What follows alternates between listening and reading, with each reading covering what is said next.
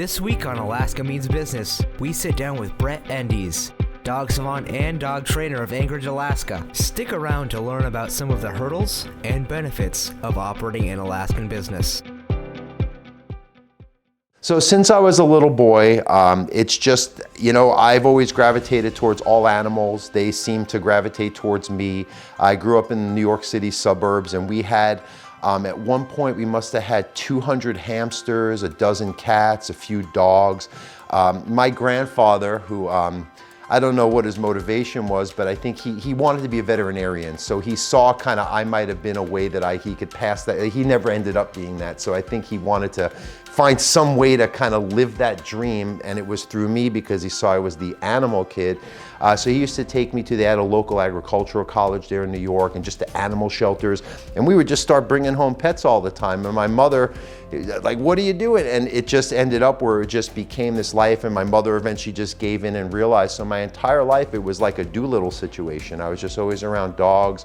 I always struggled socially as a kid, so I had a hard time making friends, but it was never an issue with animals. It was always, and even to this day, I might be a little quirky, I guess, to some people, but it makes a lot of sense to the dogs, and when I'm in that realm, connecting with dogs and owners doing my work. So it's always been my thing. You never, maybe becoming a veterinarian, that's kind of the traditional career path you're thinking you're going to take when you're developing into adulthood.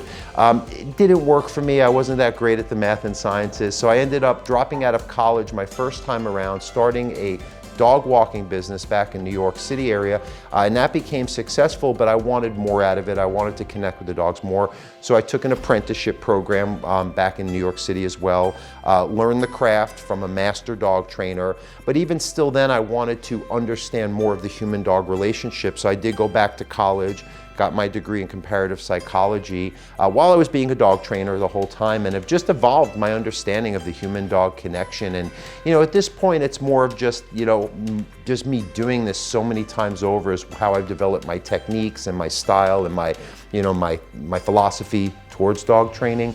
But it's just been a natural progression of just always, other than a couple little things here and there, it's my whole life I've just been working with animals, in one capacity or another. I lived in New York till I was 18, and then I went out to Colorado, and I lived there for most of my adult life. And then at 40 years old, after developing a pretty good, skill set as a dog trainer, I thought that it would be a pretty neat opportunity to try to take my career to the next level. And my brother, who is a psychologist himself in Los Angeles, who used to be an actor, had some Hollywood connections. So he had talked to a couple friends of his about, there's this guy in Colorado doing these things, and he's got a take on dog training that's a little different than the average, and he's got a way that you might, like how he does his thing.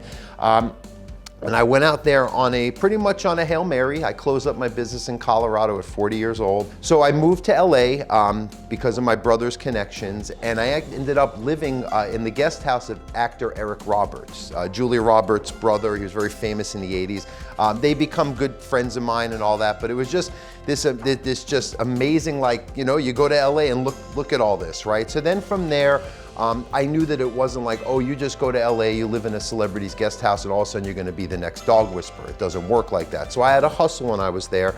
So I would shop around and try to get, meetings with production companies to start, getting a show going and all that. And through that, though, I met a lot of people in Hollywood. I had to make a living, so I would go and promote my business. I would go to every local veterinarian, groomer, pet shop, pet professional, and just let them know I was there. And through that, while I was working on a show, I ended up building up a very, a large base of both, regular people and celebrity clients that I have worked with. So, through some of the people I work with, I've worked with people, the Roberts family, their dogs. I was the personal dog trainer to the Musk family, Elon Musk's family. I never met him, but I worked with his ex-wife and all his boys. I've worked with Terry Crews, who's very popular. I work with Eliza Schlesinger, a lot of comedians, because I just got in with that niche of a lot of the popular comedians. Animals are as honest and real as it gets. And I think that when people see my sincerity, I think my passion, 30 years of this, I haven't lost a step as far as my enthusiasm for this. I still am when I walk in a new client's house, it's like the first time I ever did it still, and I think they can sense that, so they feel that I'm there with them. I have as much of a vested interest in their dog's success as they may have. Sometimes I have more than the owner, and sometimes that doesn't work out so well because the dogs have to sense that too. So I think it's a combination of my ability to see what's actually going on in the human-dog relationship and address it and do the work that's going to help what causes issues in that relationship or get their dogs to listen better to them. The passion that people feel that, I guess it is an infectious thing. Sometimes if you go to any store, even if it's just to a restaurant, your waiter or waitress isn't, looks like they're having a bad day, that comes off. And I try to be positive and try to be, encouraging and just enthusiastic about, we're going to get this done. Let them feel that they have someone who's listening to them. And so I think my personality and my passion for this, aside from just being, I think, a very good, experienced dog trainer who understands the human dog dynamic pretty well at this point, all of these things factor in. Credibility, I have pretty good social proof. If people look online, I have impeccable reviews. I have my show I hosted, all types of other media. I have over 100 episodes of my Dog Savant podcast I used to put out regularly. So, enough people do their homework. They can see that I have, I'd like to say there's other dog trainers in the world who have as much experience, credibility, and ability to help dog owners, but they're fewer and further between than you would think. And I think that people are smart. People want what's best for themselves and their dogs, and they can sense that both, again, and just when they interact with me from a phone call to in person to also just doing the research and seeing the work I've done and just saying, hey, this is looking like situations that are like my dog's, issues I'm struggling with. And well, if he's experienced with it, it's also just people feeling like I've been there before, and I think they can sense that in just what they see when they research me and how I come off when I do it. And then results. I mean, reality is people, when they see me handle their dog, they see their dogs listen in a way that they hadn't experienced for the better, and that gets them sold, on what I'm offering. So I think all that factors in why I'm sought out and do a good job and have people keep coming back and referring me and sharing good experiences. Boy, I mean, it could be something as simple as just, well, I'm walking with my dog and we're together in our own little world, or, everything to where people are using their dogs for emotional needs and it's not really healthy for both them and their dog. Again, like I was saying earlier, that history of how we've evolved as a species directly alongside dogs.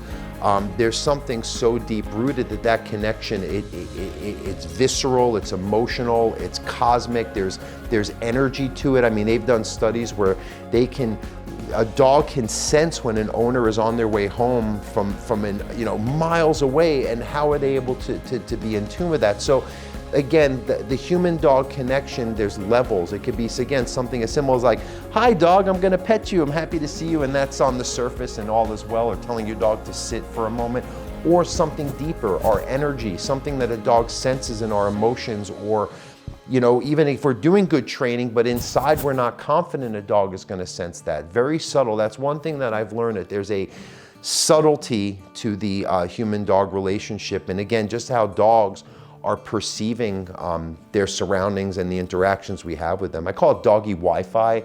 It's kind of like how when your Wi-Fi signal is in your home, but when you pull up, your phone picks up on that range. Dogs get that, and they can sense that almost like they're connected with you, like they're the router and your phone is you. You know what I'm saying? Like kind of. So I guess to answer the question, the human-dog connection can be like, I like how cute and like the way my dog feels when I pet its fluffiness, all the way to something that is, you couldn't even put it to words, it's so subtle. Your dog is not a little human. They don't see the world like you, they don't think like you, their motivations are completely different, but they're bred to trick our psychology to think completely the opposite. I'll expand on saying your dog is not a human. That, of course, and even myself, you can interact with them as they are a little human, as long as there's no bigger issues at hand that are not being addressed. or the relationship has the right balance to it, then you can, I call it indulging, because we don't get dogs to treat them like our little, co-workers, which I was talking about, which is how they did live with us, which if you can even play pretend, which is what training sometimes makes a dog feel like, is you're pretending to have more of a working relationship. They have a job alongside of you instead of following you and keeping track of everything you do and being used as like an emotional accessory to our human condition. What happens with a lot of dogs is they're getting this anxiety simply by being too caught up in the human condition, because we're not taking time to train them while we're living alongside them, or having the kind of relationship that would make them feel that they aren't having to be so concerned about, our existence, because we're not giving them that role of being their pack leader by integrating training into our relationship. It is a lot of times dogs, and some dogs' personality types or breeds create more of that experience where they are more hypervigilant and they're analyzing everything going on. And again, it creates anxiety because it makes a dog feel that they're keeping track of what's going on with the humans instead of the humans telling them what to do, which doesn't make them lesser than, it just simplifies their life. Because I joke with clients, it says, unless your dog knows how to pay the mortgage and keep the lights on, them worrying about what room you're going to next, or when they need to get their attention, or when they're gonna get fed next, instead of you setting that schedule,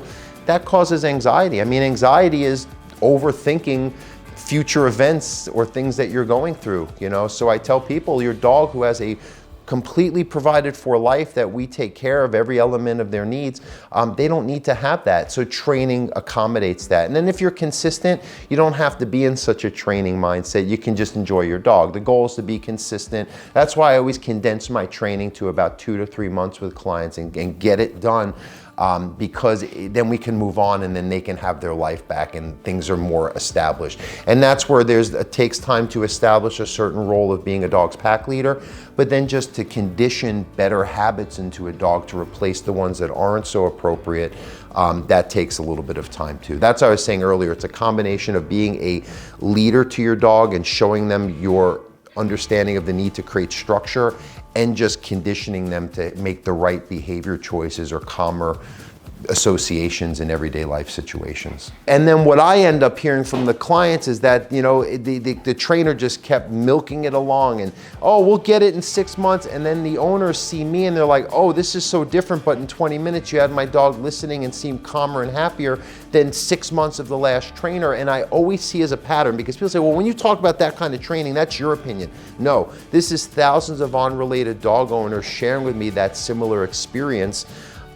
That is over and over people of that ilk, or people that approach dogs and training from that overly emotional point of view. It's always the same. Those are the ones that are causing people to come and need what I call proper training. And it's not just mine. There's plenty of other wonderful, experienced, good trainers that approach it from the proper perspective. About 19 years ago, my daughter, who's 18 now, her mother and I, we came here when she was about 5 months pregnant. I always loved Alaska. Growing up in New York City, my dad was an outdoorsman. That's because you grew up in New York City. How'd you even what got you to Colorado? What got you into all these outdoor? What made you a hunter, fisherman? My dad was an outdoorsman, military, and I was just more influenced by him than my fancy New York mother, who's like your typical, stereotypical New York lady.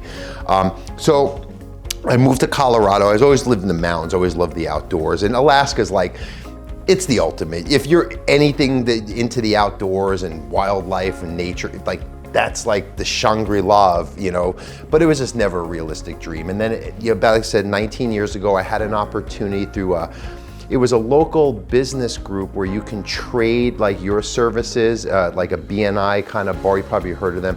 And they had tickets, you could trade your barter credit for tickets on Alaska Airlines. And let's do it, right? Back then I was dirt poor, so I couldn't afford it on my own, but I was like, I got these tickets and it kind of works, let's do it. So we went it was almost 2 weeks, rented an RV, just picked it up over there behind the Puffin Inn. Yeah, it was there then, I remember it, by Lake Hood. And rented this crappy RV. My ex, she was pregnant, and we went on an adventure, and we drove from, we went down to Homer and then all the way up past Fairbanks. And I love the place. And I was like, well, I want to come back, but it just never, again, just it's so far, life takes over. I had my daughter, all that, my career. Fast forward to about 2 years ago, can I get real personal? So, I was in a relationship, and we were actually in Las Vegas at the time, because after COVID, Los Angeles was not a place I wanted to be anymore, but I still had my business base there. So being in Las Vegas, I would be able to go there on the weekends, either fly or drive out there, see my clients, and live in Las Vegas. It was just it was an easier existence than LA and a little more cost effective. But I kept talking about, I don't want to be in a city. So I was like looking at places back in Colorado or in the desert just to get some kind of wilderness. I just like being in solitude wilderness and building my little cabins. And long story short, her and I had broken up, and now I'm here in Vegas by myself, this single, 48-year-old man, and I'm like, this sucks. I don't want to be in Vegas. I don't like that lifestyle, and I don't have a relationship, so this is not a fun place to be on your own. So I was like, you know what? I'm gonna do this Alaska thing, but I don't know how I'm gonna do it yet. So it was almost my 48th birthday, and I went online and started looking for Alaska properties. And I ended up getting my property on the Yentna River, sight unseen. I bought 33 acres. It's a wonderful property, but I was, I guess, a little impulsive, and I just talked to the owner. He seemed like a legit guy. I fact-checked it enough to feel like I wasn't gonna get too ripped off, and I did it. So I'm like, great, now I've landed in Alaska, but I still haven't been there to see it. Another month or two goes by, I break up with my ex, and I was like, you know what, let's do this. So I went up there, and I said, well, let's figure it out. I'm gonna come up here for a few weeks. I still can go down to LA and see my clients and make my money and come. And I ended up buying a house in Willow because I wanted to be close to the river so I could get to my remote property. Still doing that, and that was about 1.5 years ago, but just really thinking I was gonna be here. I'd go down to LA for 5 days a month, make my money, and then come up here and just exist. And that was going great, but it really got tiresome, and I just didn't wanna keep going to California. I don't like it there, and I wanted to stay here. This is my home now. And I decided about 6 months ago, me and my web person, Justin, we decided, let's push this a little bit. I had a website, and I would get a client or two here and there over that first year, but I said, let's push this. Let's see if this really is a feasible full-time business in Alaska, which I did not think. I didn't even do that research. I just figured I could always bank on my California, and I also do Zoom training. I do a large amount of Zoom clients that are based in California, so I can make a living that way while I'm up here too. That's the other way I was able to make that happen. But lo and behold, after putting some ads up, Google ads, and working on my SEO for my website, there's clients here. And what I'm finding is there was a void there's dog trainers here, but I find that my niche, where my level of experience teamed up with the specialty of problem behavior solutions or very applied real world dog training, there wasn't really many trainers here that accommodate that. The one I did know of, he's up in Wasilla, and he's semi-retired. And he had said, oh, if you come up here and let them know you're here. And I didn't believe him, but he was sure right. So it's been wonderful. I've been very busy. That's why I have a place now in Anchorage. And that's bittersweet. I do love it here. It's not your typical city, but I did move to Alaska to be more in the wilderness. But clients don't live up on the Yentna River, so I have to be here, at least in part. But I love it here. I try to make as much time to live the lifestyle that drew me here in the first place, which is wilderness, hunting, all that stuff. I see this as almost minimal in the challenge department. I guess the challenge would be that there are less potential clients, but for me, who's not trying to grow my business, there's enough to go around for what I need to satisfy my lifestyle. I guess some of the challenge, the cold would be in the winter. Right now, I'm looking diligently for a location to be able to just do my group classes. I do a group class for my clients, drop-in basis once a month, and it's gonna start getting tricky the next month or so. So I wanna just that, even some individual client sessions where you wanna go outside and work on things, you might have that limitation. Really though, it's been more positive. I find the client, Yeah, the clients here are so much more receptive. They're people here are down to earth. They can hear reality when reality is presented to them. We're in California, although there are some great people there, their lifestyle and the culture there does not always afford itself to someone with my style of communicating, which is again what their dogs need, but the human end of the leash is a big factor in this. So I don't get that. I don't get people that are too busy to put the time into their dogs as far as the homework I need them to do between our lessons. People do have more of an outdoor active lifestyle, so their dogs are getting some of those fulfillments that in LA, I mean, it's like your dog can't just go for a 10-minute walk around the cement neighborhood. You got to get them in nature. So they're having that just by the environments that the owners live in here in this great state. That's being accommodated without me having to force them to do that. I just like my fellow Alaskans. I think at this point, although I'm still a Chichaco, I feel Alaskan. I've never felt so home in a place. That's again 19 years ago when I first visited. Something here felt right, and it still does. The environments, the interactions with the people, just all of it has just been, yeah, it just all feels right and makes sense.